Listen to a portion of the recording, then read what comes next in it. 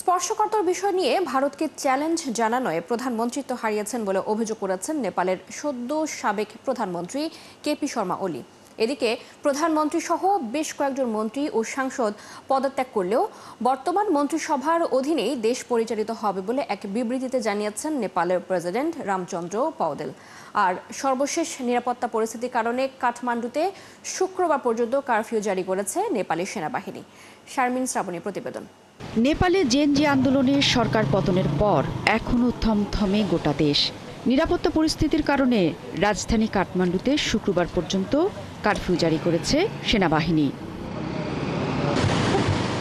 এদিকে ক্ষমতা হারানোয় সরাসরি ভারতকে দায়ী করেছেন নেপালের সদ্য সাবেক প্রধানমন্ত্রী কেপি শর্মা ওলি। নিজ দলের মহাসচিবের কাছে পাঠানো চিঠিতে তিনি বলেছেন, স্পর্শকাতর বিষয় নিয়ে ভারতকে চ্যালেঞ্জ জানানোয় প্রধানমন্ত্রিত্ব হারিয়েছেন। গুঞ্জন উঠে তিনি পদত্যাগ করে দেশ ছেড়ে পালিয়েছেন। তবে তিনি নেপালেই সেনাবাহিনীর শিবপুরী ব্যারাকে আছেন। অন্যদিকে বিক্ষোভের মুখে নেপালের প্রধানমন্ত্রী সহ বেশ কয়েকজন মন্ত্রী ও কয়েকজন সাংসদ পদত্যাগ করলেও বর্তমান মন্ত্রিসভার অধীনেই দেশ পরিচালিত হবে বলে জানিয়েছেন নেপালের প্রেসিডেন্ট রামচন্দ্র পৌদেল। এখন পর্যন্ত অজ্ঞাত স্থানে রয়েছেন প্রেসিডেন্ট রামচন্দ্র। অস্থিরতার মধ্যেই অন্তর্বর্তীকালীন নেতা নির্বাচনের সময় বিক্ষোভকারীদের মধ্যে মতবিরোধ দেখা দিয়েছে। বুধবার সেনাবাহিনীর সদর দফতরের বাইরে একদল বিক্ষোভকারী সাবেক প্রধান বিচারপতি সুশীলা কার্কিকে সমর্থন জানায়। আরেক দল কাঠমান্ডুর মেয়র বালেন্দ্র শাহকে সমর্থন করছিল। উদ্ভূত পরিস্থিতিতে নেপাল সেনাবাহিনীর প্রধান অশোক সিকদেল এবং জেনজি বিক্ষোভকারীদের মধ্যে বৃহস্পতিবার একটি পরবর্তী বৈঠকের সময় নির্ধারণ করা হয়েছে। सर्वसम्मत रूपमा जेन्जीद्वारा आए एथिकल भएको व्यक्ति। এদিকে নেপালে চলমান জেনজি বিক্ষোভ আন্দোলনে এ পর্যন্ত ৩০ জন নিহত হয়েছে এবং ১,০০০-এরও বেশি মানুষ আহত হয়েছে। দেশটির স্বাস্থ্য জনসংখ্যা মন্ত্রণালয় জানিয়েছে, হাসপাতালগুলোকে যে কোনো পরিস্থিতি মোকাবেলায় সর্বোচ্চ সতর্ক অবস্থায় রাখা হয়েছে। শারমিন শ্রাবণী, ৭১। নেপালের রাজনৈতিক অস্থিরতা দক্ষিণ এশিয়ার দেশগুলোর উপর প্রভাব ফেলতে পারে বলে আশঙ্কা করছেন বিশ্লেষকরা। দেশটির টালমাটাল রাজনৈতিক পরিস্থিতি দীর্ঘমেয়াদে আঞ্চলিক অর্থনীতি, বাণিজ্যিক ব্যবস্থা এবং নিরাপত্তায় গুরুতর প্রভাব ফেলতে পারে বলেও মনে করছেন তারা। বিস্তারিত মনিরুজ্জামান বাবুর প্রতিবেদনে। ৪ বছরের মধ্যে দক্ষিণ এশিয়ার ৩ দেশে গণ আন্দোলনের ফলে ক্ষমতা বদল হলো। কলম্বো, ঢাকার পর এবার কাঠমান্ডুও দেখল একই ছবি। তফাৎটা শুধু পতাকার রং আর স্লোগানে। নেপালের রাজনৈতিক পরিস্থিতি এখনও টালমাটাল। ভারত ও চীনের মাঝখানে অবস্থিত দেশটি দক্ষিণ এশিয়ার ভূ রাজনীতিতে কৌশলগতভাবে অত্যন্ত গুরুত্বপূর্ণ। বিশ্লেষকরা বলছেন, নেপালের বর্তমান রাজনৈতিক সংকট এই অঞ্চলের দেশগুলোর ওপর ভূ রাজনৈতিক ও কৌশলগত প্রভাব ফেলতে পারে, বিশেষ করে ভারত ও চীনে।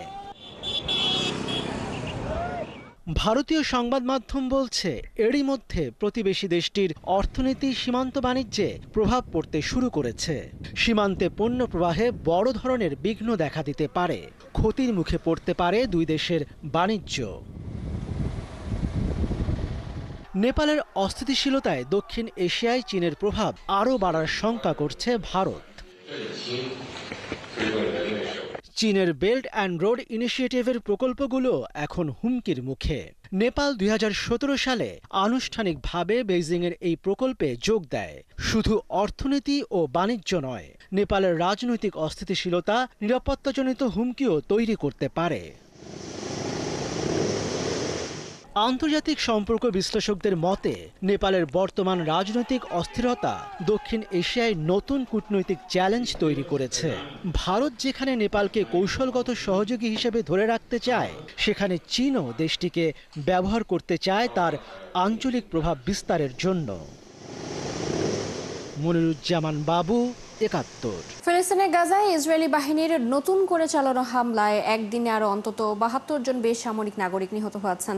পশ্চিম গাজা শহরে বাস্তুচ্যুত পরিবারের তাঁবুতে গোলাবর্ষণ করেছে ইসরায়েলি বাহিনী। এতে ২টি ফিলিস্তিনি পরিবারের অন্তত ১৫ জন নিহত হয়েছেন। প্রায় ২ বছর আগে শুরু হওয়া ইসরায়েলি এই অভিযানে মৃতের সংখ্যা ইতোমধ্যেই ৬৪,০০০ ছাড়িয়েছে। বৃহস্পতিবার এক প্রতিবেদনে এসব তথ্য জানিয়েছে সংবাদ মাধ্যম আল জাজিরা। এছাড়া পশ্চিম গাজা শহরের বহুতল বিশিষ্ট টিবাটু আবাসিক ভবনে ইসরায়েলি সেনারা বোমাবর্ষণ করে। আগে থেকেই সরিয়ে নেওয়ার নির্দেশ দেওয়া হলেও হামলায় 2 জন নিহত হন।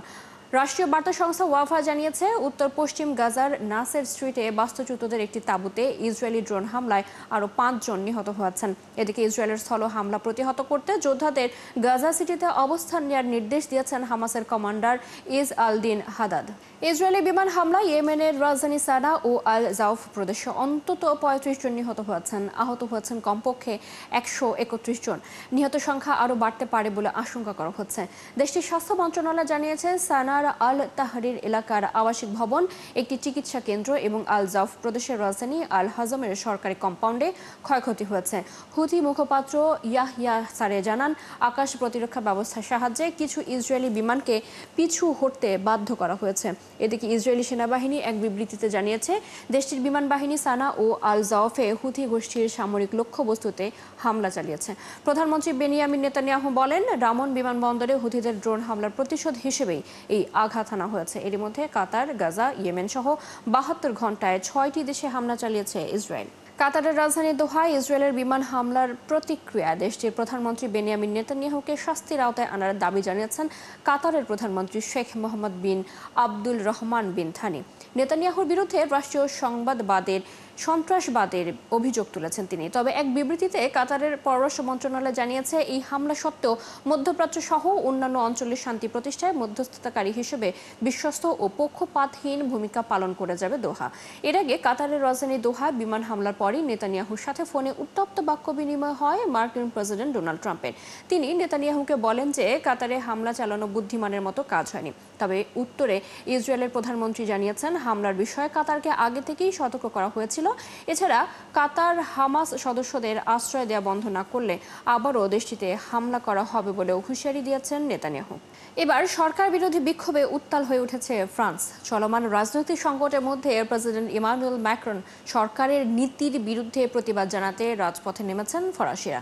পরিস্থিতি নিয়ন্ত্রণে হাজার হাজার পুলিশ মোতায়েন করা হয়েছে। এখনো পর্যন্ত 5 শতাধিক বিক্ষোভকারীকে গ্রেপ্তার করেছে পুলিশ। সৃষ্টি ঘটকের রিপোর্ট। চলমান রাজনৈতিক সংকটের মধ্যেই প্রেসিডেন্ট ইমানুয়েল ম্যাক্রো সরকারের নীতির বিরুদ্ধে প্রতিবাদ জানাতে রাজপথে নেমেছেন ফরাসিরা। ম্যাক্রো ঘনিষ্ঠ রাজনীতিককে নতুন প্রধানমন্ত্রী ঘোষণার পরই বুধবার এই বিক্ষোভ শুরু হয়। বামপন্থী দলগুলোর নেতৃত্বে সোশ্যাল মিডিয়ায় ব্লক এভরিথিং কর্মসূচির আওতায় দেশজুড়ে মহাসড়কগুলো আটকে দিয়েছে আন্দোলনকারীরা। টায়ার ও ময়লার আবর্জনায় আগুন দিয়ে বিক্ষোভ প্রদর্শন করছে তারা। উচিত ছিল সংসদ ভেঙে দেওয়া অথবা একজন বামপন্থী নেতাকে প্রধানমন্ত্রী করা, কিন্তু তিনি তারই একজন ঘনিষ্ঠজনকে প্রধানমন্ত্রী বানিয়েছেন। এটা হতাশাজনক। ম্যাক্রোর নিজের ঘনিষ্ঠ মিত্রকে প্রধানমন্ত্রী পদে নিয়োগের সিদ্ধান্ত জনগণের গালে থাপ্পড় দেওয়া ছাড়া আর কিছুই না। আমরা ক্লান্ত, আমাদের পরিবর্তন প্রয়োজন। বিক্ষোভ দমনে দেশ জুড়ে অন্তত 80,000 পুলিশ মোতায়েন করা হয়। তারা বিক্ষোভকারীদের থামানোর চেষ্টা করলেও পরিস্থিতি নিয়ন্ত্রণ করা যাচ্ছে না। বিক্ষোভকারীরা পুরো ফ্রান্সে যান চলাচল সম্পূর্ণভাবে বন্ধ করে দিয়েছে। বিক্ষোভকারীরা শ্রমিক ধর্মঘট, সর্বাত্মক অবরোধ সহ প্রতিটি কার্যকলাপ বন্ধ করার চেষ্টা করছে। এর মধ্যে অনেক জায়গায় পুলিশ ও বিক্ষোভকারীদের মধ্যে সংঘর্ষ হচ্ছে। পরিস্থিতি নিয়ন্ত্রণে ধরপাকড় শুরু করেছে পুলিশ। কয়েক ঘন্টায় শত শত বিক্ষোভকারীকে গ্রেপ্তার করা হয়েছে। ফ্রান্সে গত কয়েক মাস ধরেই রাজনৈতিক অস্থিরতা বিরাজ করছে। এরই ধারাবাহিকতায় গত সোমবার পার্লামেন্টে আস্থা ভোটে হেরে যান প্রধানমন্ত্রী ফ্রাঁসোয়া বায়রু। সংসদে 44 বিলিয়ন ইউরোর সাশ্রয় পরিকল্পনা পাশ করানোর চেষ্টা করেছিলেন বায়রু। এতে সরকারি ব্যয় স্থগিত করা ও 2টি সরকারি ছুটি বাতিলের মতো প্রস্তাব ছিল, যা জনগণের মধ্যে তীব্র অস্বস্তি তৈরি করে। বায়রুর পর ম্যাক্রো তার ঘনিষ্ঠ মিত্র প্রতিরক্ষামন্ত্রী সেবেস্তিয়ান লেকর্নুকে প্রধানমন্ত্রী পদে মনোনয়ন দেন।